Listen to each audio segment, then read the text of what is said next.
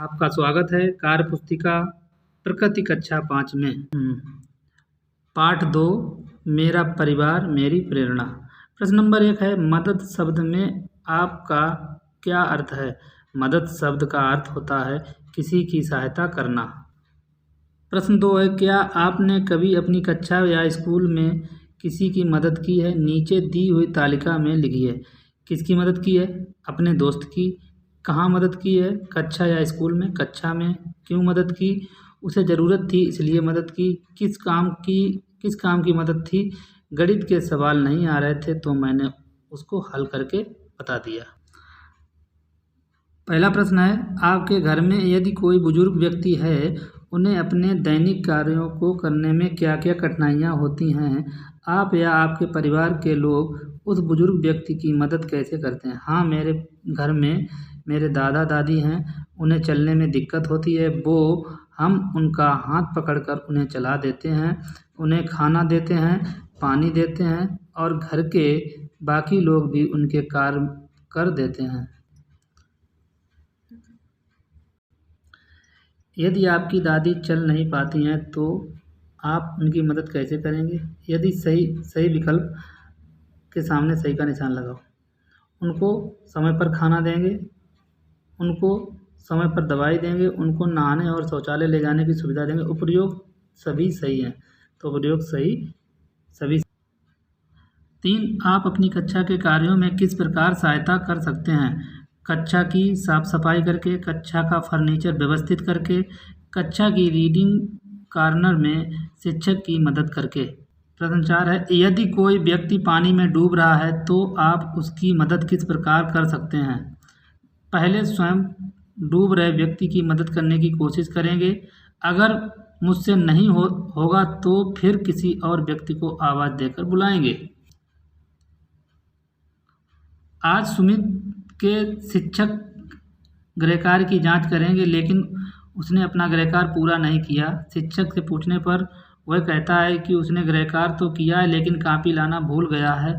तो क्या ये सही है और क्यों? हाँ, ये सही हो सकता है, सुमित सच बोल रहा हो। अमूमन बच्चे कॉपी लाना भूल जाते हैं। निम्नलिखित विकल्पों में से कौन सा विकल्प ईमानदारी को दर्शाता है? मेहुल से कांच का गिलास टूट गया और वह मम्मी से कहता है कि उससे टूटा है। सौम्या अपने शिक्षक को बताती है कि उसने होमवर्क नहीं किया।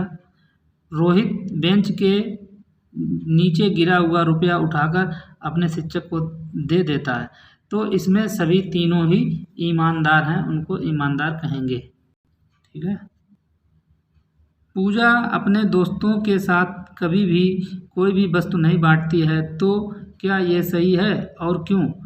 पूजा को समझाएंगे कि वह ऐसा ना करे। हम अपने दोस्तों के साथ तो कोई भी वस्तु बांट सकते हैं, लेकिन अजनबियों के साथ नहीं बांट सकते हैं। रीता की मम्मी बहुत बीमार हैं। उनके घर में कोई दूसरा व्यक्ति नहीं है जो घर के कामों में उनकी मदद कर सके। रीता भी किसी काम में उनकी मदद नहीं करती है और अपने दोस्तों के साथ खेलती रहती है। तो क्या ये सही है और क्यों? नहीं, रीता को अपनी मम्मी की मदद करनी चाहिए क्योंकि उनकी तबीयत खराब है और अगर वह ऐसा नहीं करती है तो वह लापरवाही दिखा रही है। निम्नलिखित में से उन विकल्पों को चुनिए जो आपको पसंद है या आप जिसे करना चाहते हैं। बड़ों का सम्मान सही है। दोस्तों से झगड़ा करना गलत। कक्षा में शोर मचाना गलत। ज़रूरतमंदों की मदद करना सही। चोरी करना गलत है। साफ सफाई करना सही है। किसी से झगड़ा नहीं करना चाहिए, बिल्कुल सही। सच बोलना चाहिए, सही। नीचे के 2 प्रश्न बच्चे अपने स्वयं अनुभव के आधार पर लिखेंगे। हमें किसी व्यक्ति की मदद कब करनी चाहिए? सही विकल्प पर सही का और गलत के विकल्प पर गलत का निशान लगाएं। कोई व्यक्ति दुर्घटना में घायल हो जाता है, सही। जब कोई बच्चा परीक्षा के समय नकल करता है, गलत। यदि कोई बूढ़ा व्यक्ति सड़क पार करना चाहता है तो सही। आपके रिश्तेदार बिना किसी ज़रूरत के आपसे पैसे मांगते हैं, गलत। ऐसे व्यक्ति जो कभी देख सुन और बोल नहीं सकते हैं, सही। आपके पड़ोसी के घर किसी समारोह का आयोजन हो रहा है। सही। निम्नलिखित परिस्थितियों को समझकर तालिका बनानी है। परिस्थिति: आप क्या करेंगे और क्यों करेंगे?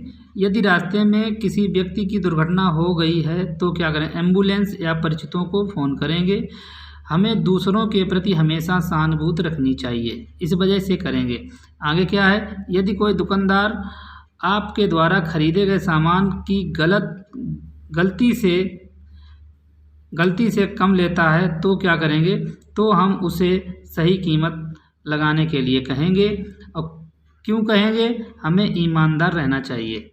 यदि आपसे आपके पापा का मोबाइल गिरकर टूट जाता है, पापा को बता देंगे। मम्मी पापा से बात छुपानी नहीं चाहिए। आगे देखेंगे दोस्तों, क्या आपने कभी दिव्यांगों के लिए उपलब्ध विभिन्न सुविधाओं के बारे में सुना या देखा है? यदि हाँ, तो क्या देखा है और कहाँ देखा? हाँ, सुना है और देखा भी है। ट्राई साइकिल, ट्राई स्कूटर, बैसाइकी, सुनने की machine, walker, wheel chair, stick, चश्मा और स्टिक ब्रेल लिपि। नीचे दी गई सारणी भरिए। शारीरिक समस्या: क्या क्या मुश्किलें होती हैं? कौन कौन से उपकरण और सुविधाएं होती हैं? जो देख नहीं सकते, पढ़ने और लिखने में, कहीं आने और जाने में, ब्रेल लिपि और चश्मा और स्टिक का। जो सुन नहीं सकते हैं, उन्हें सुनने में समस्या होती है, सुनने वाली मशीन और सांकेतिक भाषा। जो बोल नहीं सकते, उन्हें बोलने में समस्या होती है, सांकेतिक भाषा। जिन्हें चलने में तकलीफ होती है, यह खुद से कहीं नहीं आ जा सकते, उनके लिए व्हील चेयर, स्टिक और वॉकर लगता है। कोई शारीरिक मानसिक अक्षमता जिसके बारे में आप जानते हैं, जैसे लकवा और पोलियो। नीचे दिए गए चित्र से क्या दिखाया गया है? किस तरह से लोग इसका उपयोग करते हैं? आप इसके बारे में क्या जानते हैं? यह ब्रेल लिपि है। जिनको दिखाई नहीं देता या देख नहीं सकते, उनके लिए ये भाषा के रूप में प्रयोग की जाती है। दिव्यांगों के साथ हमें किस तरह का व्यवहार करना चाहिए जिससे उन्हें सामान्य व्यक्ति होने की अनुभूति हो? दिव्यांगों के साथ हमें सहानुभूतिपूर्ण, सौहार्दपूर्ण, धैर्यपूर्वक, अपनों के जैसा व्यवहार करना चाहिए। निम्नलिखित तालिका को भरना है। व्यक्ति नाम है, क्या कठिनाई है, किस क्षेत्र में प्रसिद्ध है?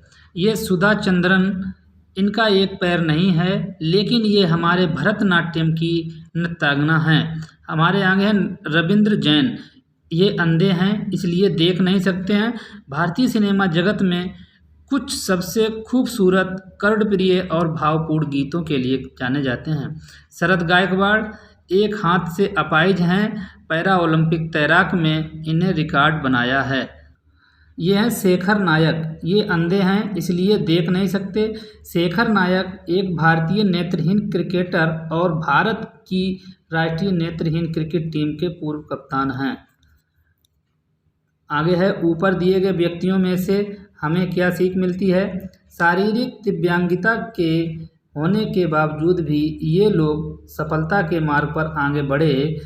अगर हमारे अंदर कोई दिव्यांगता है तो हमें अपनी अक्षमता को नज़रअंदाज कर सफलता के मार्ग में आगे बढ़ना चाहिए। मेरे प्यारे बच्चों, इस तरह मेरा परिवार मेरी प्रेरणा पाठ पूरा हुआ। अगर मेरा वीडियो हेल्पफुल लगे, लाइक, सब्सक्राइब और शेयर करें। धन्यवाद।